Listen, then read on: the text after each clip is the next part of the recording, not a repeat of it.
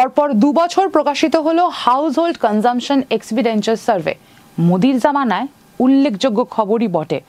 সমীক্ষার ফলাফলে পশ্চিমবঙ্গের জন্য দুঃসংবাদ রয়েছে।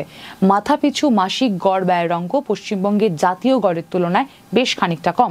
পশ্চিমবঙ্গের গ্রাম ও শহরে মাথাপিছু মাসিক ব্যয় যথাক্রমে ৩,৬২০ টাকা ও ৫,৭৭৫ টাকা। জাতীয় গড় যথাক্রমে ৪,১২২ টাকা ও ৬,৯৯৬ টাকা। ব্যবধানগুলি অকিঞ্চিতকর নয়, অর্থাৎ পশ্চিমবঙ্গের মানুষ জাতীয় আয়ের তুলনায় দরিদ্রতর। রাজ্যে বৃহৎ শিল্প গড়ে না উঠলে, অর্থনীতি গতিশীল না হলে, যাবতীয় রাজনৈতিক সদিচ্ছা, সামাজিক ন্যায়কেন্দ্রিক পুনর্বন্টন প্রকল্প যা শেষ অবধি দারিদ্র্যের পুনর্বন্টন বই আর কিছুই করে না, তার সক্ষম নিদর্শন প্রতিষ্ঠা করছে আজকের পশ্চিমবঙ্গ। অবশ্য সামগ্রিকভাবে দেশের ছবিটিও খুব উজ্জ্বল নয়।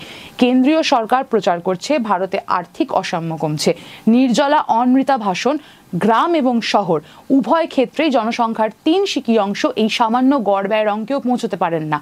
আজ যাদের আয় কম, ভবিষ্যতে তাদের সুযোগ সংকীর্ণতর হবে।